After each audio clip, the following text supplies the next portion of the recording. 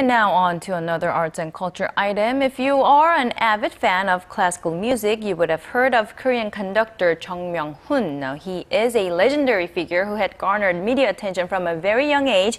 Our Yim Yoonhee is here today to tell us a bit more about Maestro Chung. Good afternoon, Yoonhee. Good afternoon. Right, so Chung Myung-whun is an award-winning conductor as well as a musician, and so he has quite the career accomplished. And so he's also the first to do many things, including the first to be named the Korea Cultural Ambassador for Korea. And so it looks like he's not slowing down anytime soon. Take a look. Maestro Chung Myung-whun is considered Korea's most famous conductor and has garnered world-class status over the years, performing with some of the top orchestras around the globe. He began playing instruments at the age of 5 and made his debut just 2 years down the road with the Seoul Philharmonic Orchestra. And over 50 years later, in 2006, he's made his way back to the Seoul Philharmonic as their artistic director and conductor.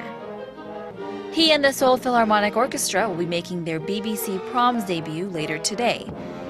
And if he wasn't busy enough, Chung decided to go back to the piano, the instrument that started it all.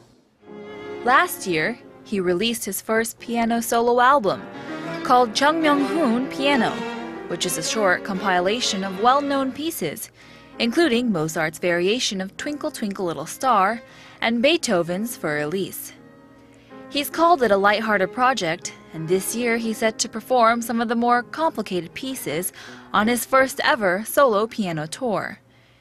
He'll travel around the country in October for a total of 5 performances that will consist of all 4 Chopin ballads, Brahms' 4 pieces for piano opus 119, along with some other classical masterpieces. And it's not just him, though. The whole family has great musical talents, right. and they had formed what was called the Chung Trio as well.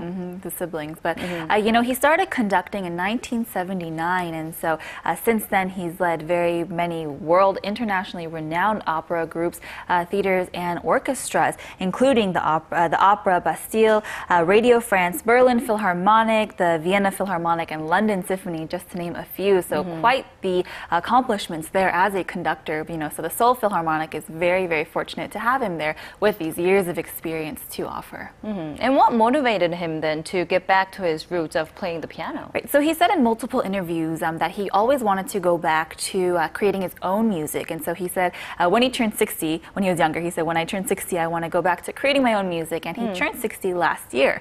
And so he wanted to go back to his roots, and he did obviously go back to playing the piano, and now he is performing the piano in solo recitals. So people are very excited about that. So after he comes back from the Seoul Philharmonic European tour, and then he's going to have his recitals. But in between, he has other schedules as well? Yes, he's very, very, very busy. So yeah, I can imagine. September 10th, he's keeping himself busy. September 10th, he is planning on leading a concert with the Asia Philharmonic Orchestra. Now, the APO is a group he created in 1997. He founded using some very world-renowned members from 20 of Asia's top orchestras. And so a very accomplished group. So he's going to be leading them both as a conductor and on the piano as well. All right. Thank you very much, Yoonhee, for the story today. Oh, it was a pleasure.